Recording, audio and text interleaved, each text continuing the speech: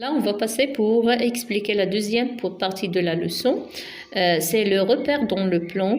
Alors, avant de passer pour travailler le repère, je vous donne cette grille que vous avez déjà vue au primaire. C'était le OCP au deuxième année primaire. Alors, vous avez déjà vu cette grille.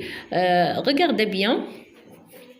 Ici, si je vous demande de remplir le vide, parce qu'il vous a demandé d'abord de travailler, de remplir les vides, alors pour le point A, pour le point B aussi, alors si vous avez vu, c'est le point A, il se place où? Alors, il y a des élèves qui vont dire B3, alors c'est B3. Toujours, on commence de la partie horizontale, d'accord? Puis, je passe pour le point B, il se place où? E2. E2. Alors, si vous avez vu, ici, la figure est tracée sous la forme d'un rectangle.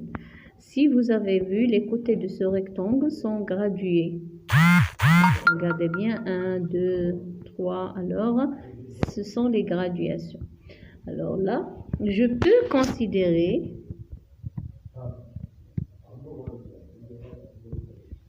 si j'efface cette partie, j'obtiens quoi? J'obtiens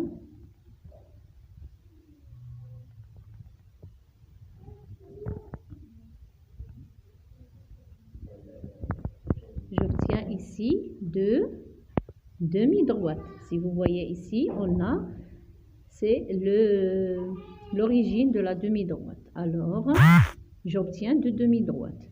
Ce sont des parties positives.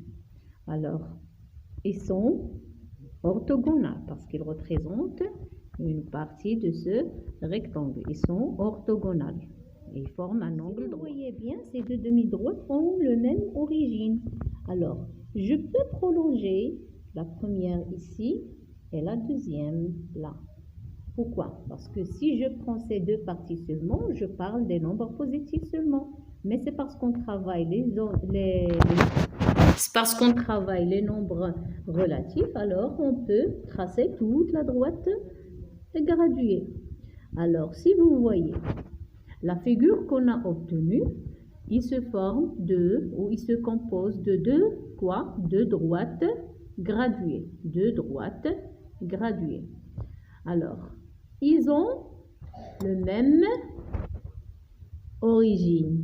Deux droites graduées, de même origine, et elles sont perpendiculaires. Alors, dans ce cas-là, on dit que c'est le repère. C'est le repère. La forme qu'on a obtenue représente un repère. Si je cherche à définir le repère, je dis que le repère est constitué de quoi? De deux droites graduées de même origine. On dit que c'est l'origine du repère. Alors, en général, les deux droites sont perpendiculaires. On dit que le repère est orthogonal. Orthogonal. Alors, la droite horizontale s'appelle la droite ou l'axe des abscisses.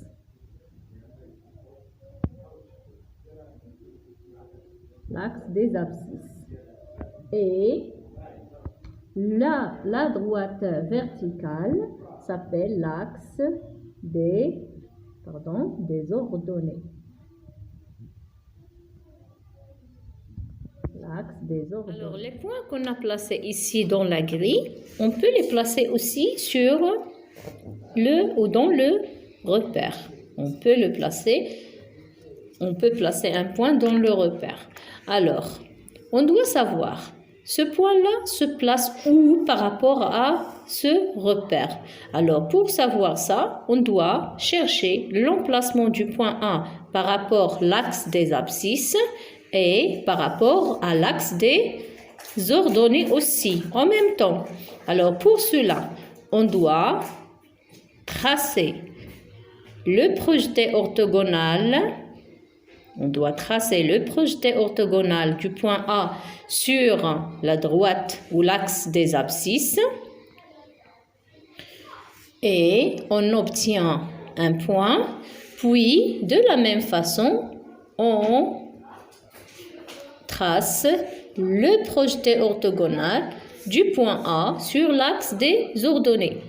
Alors, l'axe des abscisses, quand on trouve le point ici, il est représenté par un nombre, c'est, je note XA, et le point qu'on obtient sur l'axe des ordonnées est représenté par un nombre, je note YA.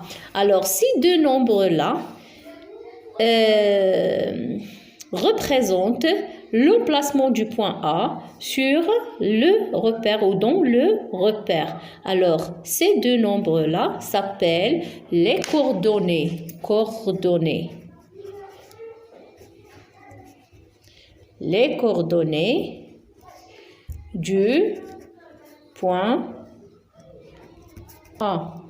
Alors, ça veut dire, quand je cherche à lire, j'écris A, XA, et XA représente l'abscisse du point A, YA. Et on n'a pas le droit de changer l'emplacement. Chaque point dont le repère est repéré par deux nombres,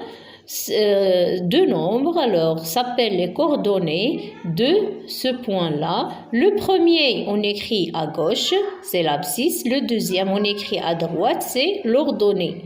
Alors, si le point maintenant appartient à l'axe des abscisses, je prends le point B, par exemple, ici le point B de, le point B d'abscisse moins 3. Si je cherche son ordonnée, je dois tracer le projeté orthogonal du point B sur l'axe des ordonnées. Alors, j'obtiens quoi comme projeté orthogonal? Ça sera O.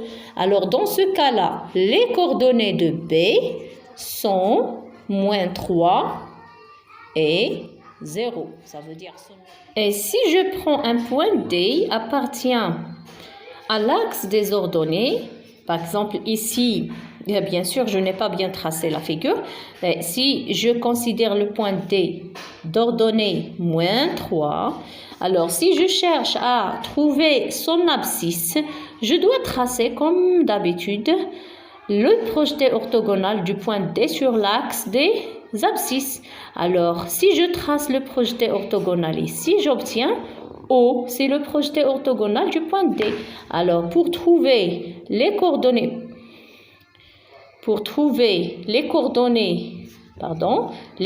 du point D, ce sera, on commence par l'abscisse, bien sûr, c'est 0, et son ordonnée, c'est moins 3.